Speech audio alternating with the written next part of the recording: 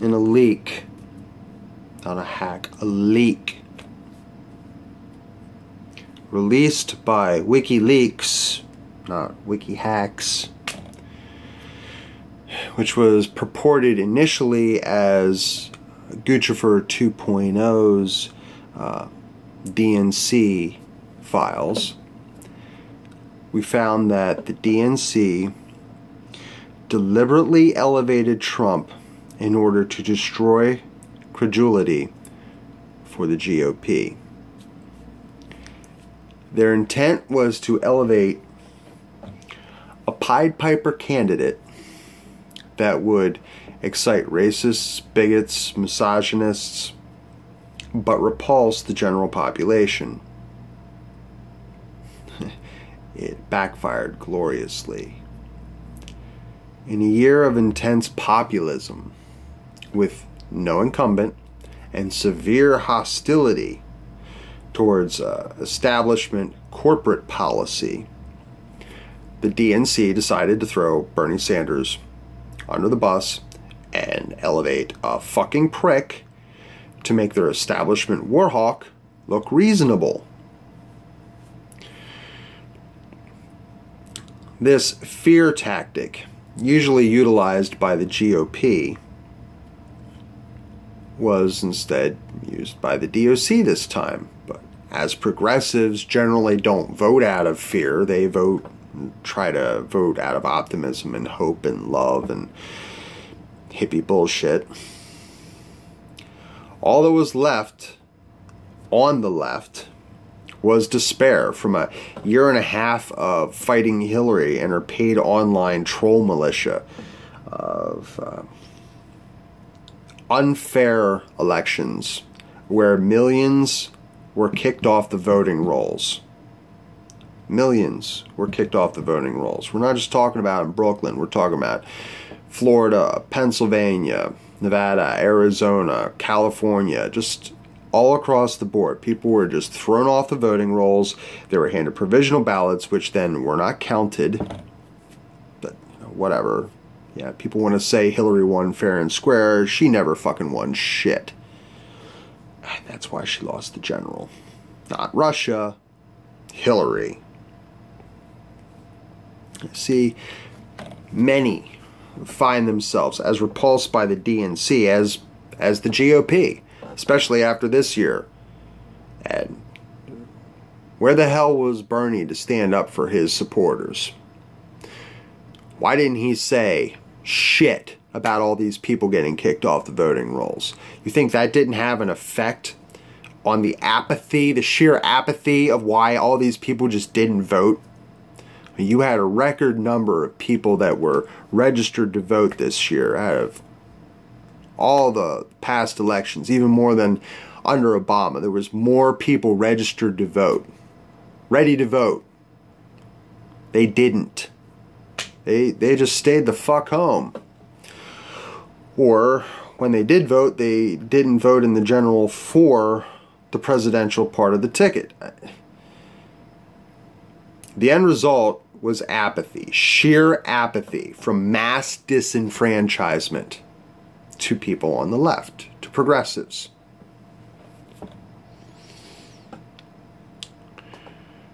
You see, Trump played on the fear-mongering tactics of the DNC like a goddamn genius.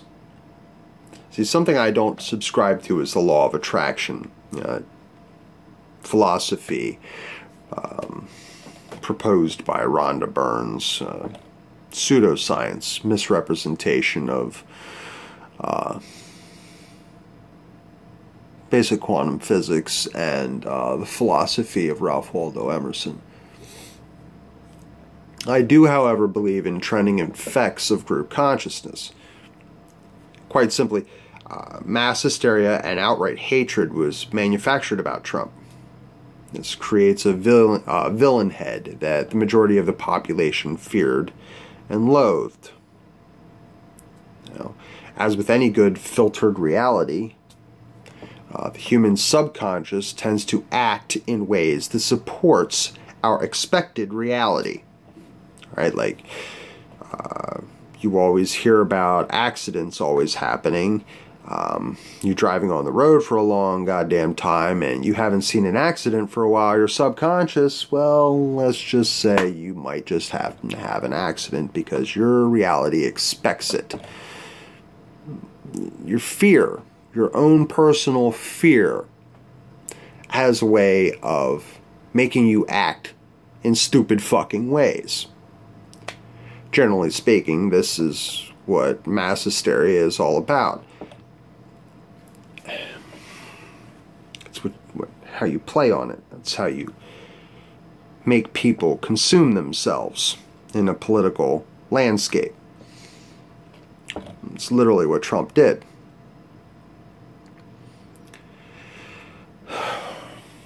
See, this is why fear and enemy images only create more fear and embolden enemy images. You know, the concept of terrorism, where you go out and you go to kill terrorists and you bomb innocent civilians and therefore create more terrorists, you're just creating more enemies. Fear doesn't help. We fed the narrative, the Trump narrative. We fed it, myself included. We elevated his hold over our minds as we allowed him to become our next president.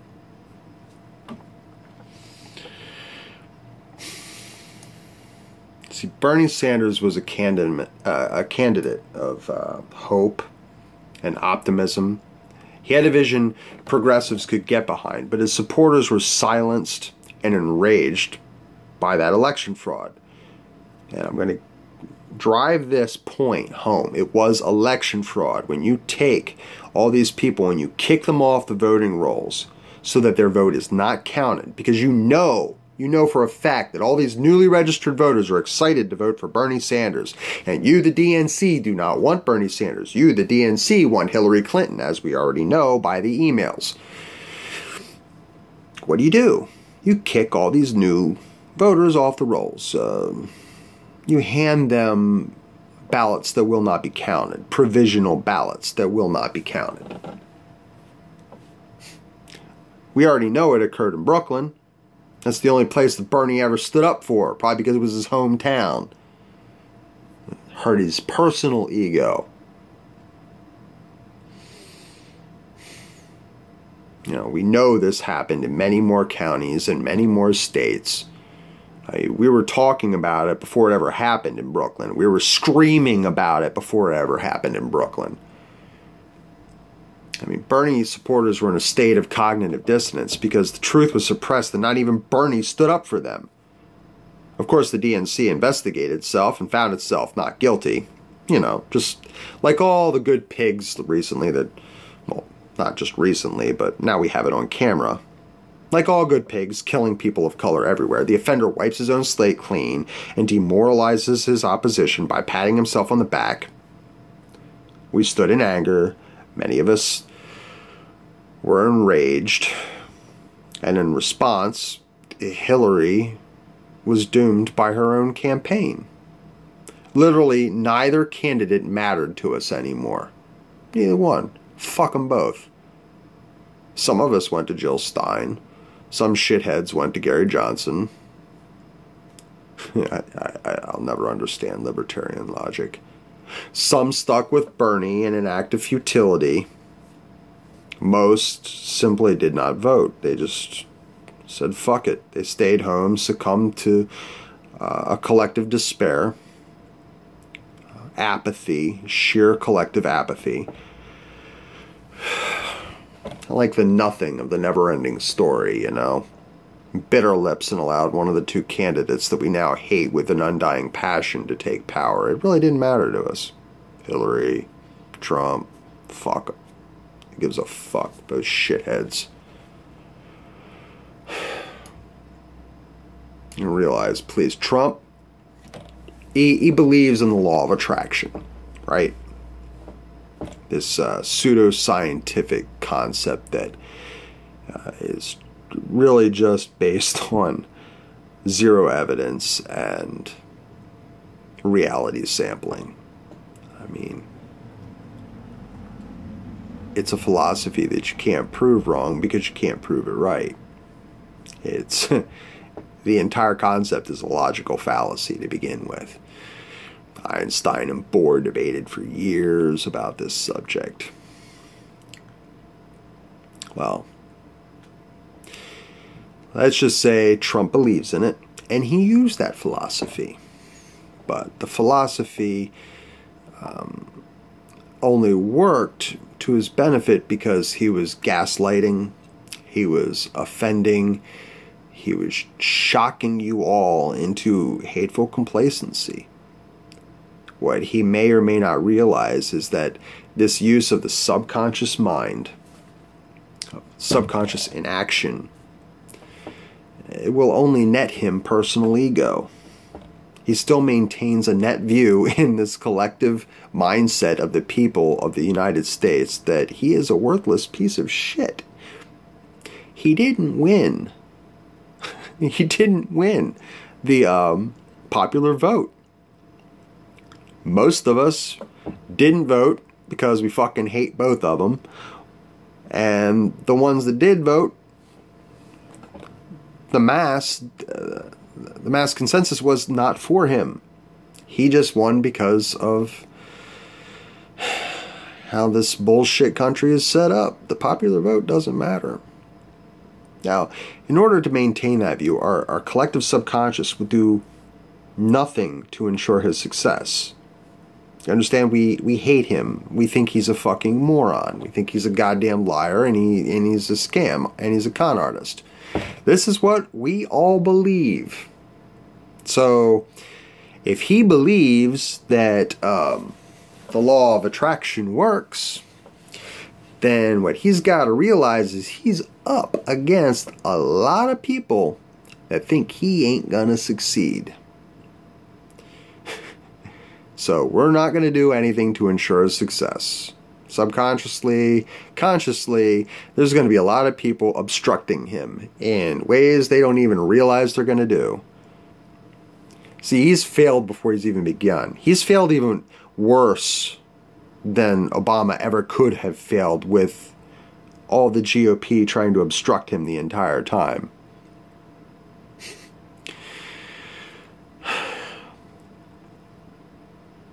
I don't know. Just be prepared for a better 4 years of angry tweets and neoconservative and neoliberal policy. I don't really know what possible solution could be had. I'm just starting by presenting you with a cold hard truth that none of you are going to enjoy listening to. The truth is, we're fucked. And unless we change the way we approach this situation, we might as well just get used to it. If all you're going to do is say nothing's going to get any better and we're doomed for war and all this other shit, then hey man, that's where we're headed. So get ready for a collective resistance. I'll be out there with you if you really want to get up in arms and go out and do something. But I doubt you will. I think y'all are just going to sit at home, be complacent, be apathetic, pretend like you care, and while the whole country goes to shit, genocide of Muslims occurs, and Mexicans are deported, much to the dismay of our economy.